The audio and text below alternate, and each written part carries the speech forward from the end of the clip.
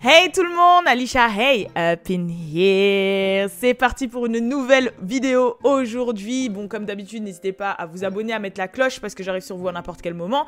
À vous abonner à la playlist What's Up Girl, à tout. Oh, j'ai un masque encore. Sorry. Au moins, ça prouve que je respecte, vous savez, les règles sanitaires. Bref, en tout cas, qu'est-ce que je voulais vous dire? Oui, la vidéo d'aujourd'hui va porter sur Cardi B et Jade, la compagne de 6ix9ine. Voilà, parce que je pense que vous avez vu passer sur les réseaux sociaux qu'il y a leur bif qui continue, là, de plus belle. Je vais vous faire quand même un petit, comment ça s'appelle, un petit, comment dire, résumé de leur situation, parce que c'est vrai qu'on a parlé de ce cas-là plusieurs fois pendant l'année qui vient de passer, mais il y a des nouvelles personnes de plus en plus, d'ailleurs, merci beaucoup. Donc je suis obligée à chaque fois de faire des courts résumés histoire de vous resituer la situation. Voilà. Bref, en tout cas, c'est parti pour la vidéo.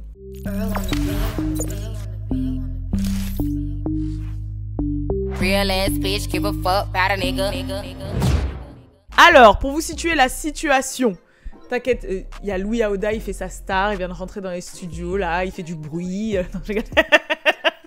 Donc pour vous resituer un petit peu. Donc, oui, Cardi B, on sait, elle est en couple avec Offset depuis un moment, d'accord? Jade ou ouais, bah là, Jade ou Also You Jade, qui est la compagne de 6ix9ine. Avant, elle était pas avec lui et elle était barman dans un strip club, etc., avec, je sais pas si c'est sa soeur ou sa cousine ou sa pote, je sais plus, tellement ça date, mais bref, avec une autre meuf, ok? L'histoire, c'est que Cardi B a envoyé des gens niquer Jade et sa partenaire là parce que Jade aurait couché avec Offset. Donc en fait, Offset aurait trompé Cardi B avec la meuf actuelle de 6ix9ine. J'espère que vous suivez. Maintenant, donc, faut savoir qu'il y a un procès en cours parce qu'elles ont porté plainte contre Cardi B.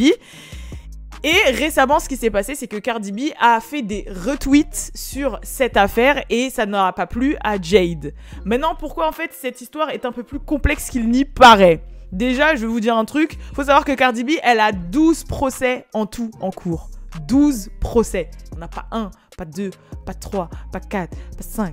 Bref, elle en a 12. Donc, bref, c'est pas rien. Mais bon, vous savez très bien, Cardi B, c'est the ghetto, on est là. Donc, voilà. Et dont celui avec Jade. Maintenant, en fait, c'est que ce cas-là, pourquoi il met archi du temps à se régler? C'est parce qu'il est lié, en fait, à l'affaire 6ix9ine et il est lié aussi à l'affaire des 5ix9ine Bream. Donc là, c'est archi compliqué. On va parler gang. Donc 5ix9ine Bream, c'est une branche de Blood. Et Cardi B, supposément, est liée à cette branche. Parce que sa meilleure amie, supposément... Enfin...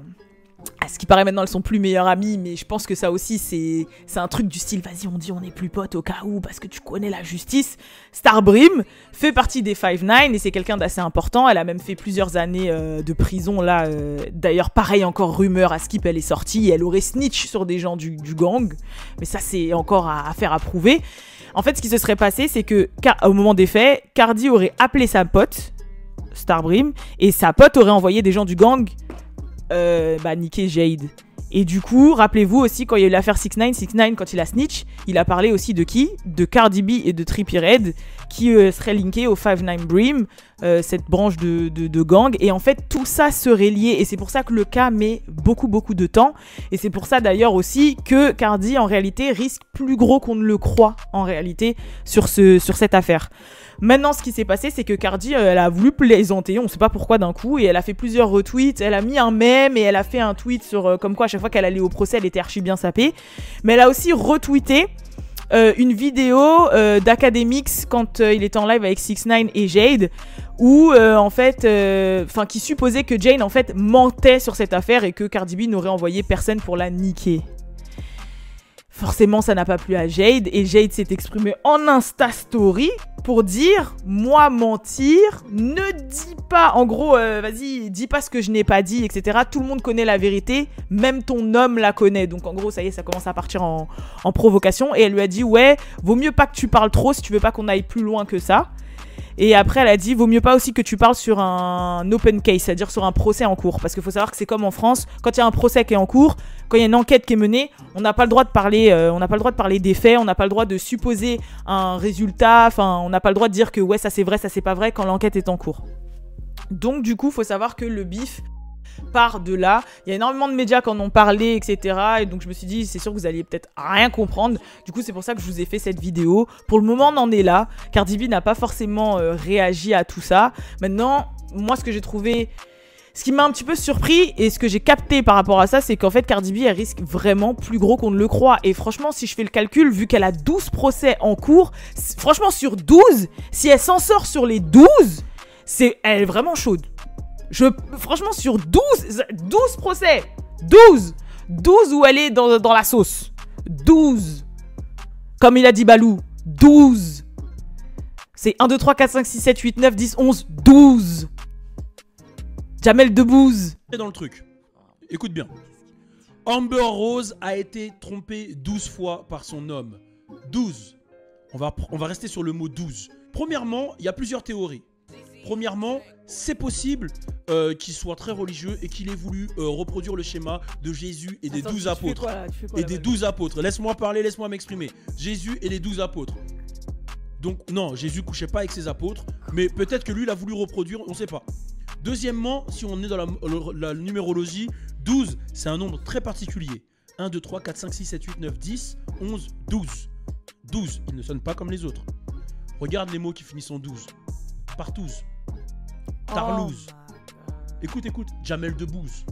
C'est hors du commun tous ces mots-là. Ok? Maintenant... C'est ce qu'il a dit, Balou. Il a dit c'est un nom bizarre, 12. 12. Du coup, pour qu'elle s'en sorte sur ça, c'est franchement... Je veux bien tu sors sur 1, 2, 3 procès, mais 12, je pense que Cardi B risque vraiment gros en fait. Ou en tout cas, elle risque d'être condamnée pour quelque chose. En plus, là, c'est la sauce des projets, des procès là ces temps-ci avec R. Kelly. Et franchement, lui, je vais pas dire miskin parce qu'il mérite tout ce qui lui arrive. Hein.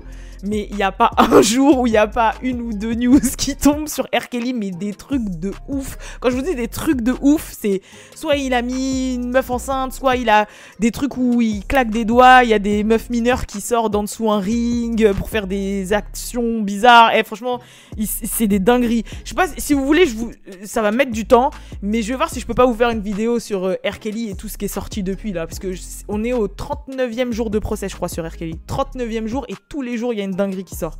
Incroyable. Là, je crois que c'était le procès avec le maire qui a marié R. Kelly et Alia en fait. Là c'était son procès, c'est lui qui parlait. Mais il a dit ouais comme quoi non, il a pas calculé, il a pas vu que c'était des gens connus et il voyait à peine le visage de Alia, donc il savait pas que c'était elle, je sais pas quoi. Et je vous dis, il y a des dingueries sur ce projet. Sur ce procès, excusez-moi, donc voilà. Il y a un autre sujet aussi qu'on m'a demandé de parler, c'est le sujet de Mercedes. Donc en fait c'était une modèle Instagram qui s'est fait assassiner récemment. Parce que j'ai reçu énormément de DM sur cette affaire. Parce que c'est vrai que ça a été relayé par énormément de médias. Alors que en fait...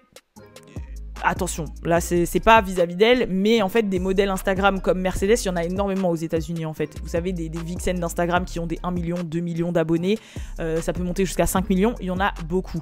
Donc c'est des petites starlettes en général dans leur état ou dans leur ville. Elle en l'occurrence c'était à Houston au Texas. Elles ont leur petit, on va dire leur petite connexion. Mais c'est vrai que voilà, il y en a beaucoup. Mais c'est vrai que cette affaire-là, elle a été énormément reliée par les médias. Parce qu'en fait, il se trouve que cette modèle connaissait aussi beaucoup de personnalités. Elle était suivie par Cardi B, par Megan Thee Stallion, par Snoop Dogg, etc. Il y avait même beaucoup d'autres aussi personnalités et comédiens comme Dan Rue et tout qui la connaissaient en fait aux États-Unis. Donc elle avait quand même pas mal de connexions et son affaire aussi, elle est bien triste. C'est pour ça qu'on en a énormément parlé sur les réseaux. Donc faut savoir que son blaze de modèle c'était Mercedes Mort, excusez-moi.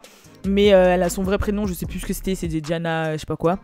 Et en fait, elle a été retrouvée morte dans son appartement, assassinée. Et en fait, ce serait ce qu'ils appellent aux États-Unis un murder-suicide. Donc en fait, c'est la personne qui l'a tuée et s'est ensuite donné la mort. Donc en fait, on l'a retrouvée chez elle avec à côté du corps aussi de la personne qui l'aurait supposément tuée. Donc elle aurait été tuée par strangulation.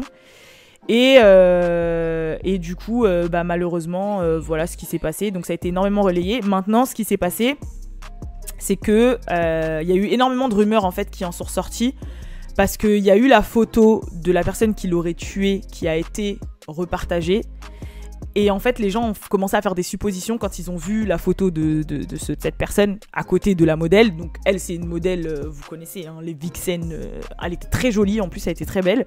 Et en fait, quand on voit la photo du mec, on se dit what the fuck.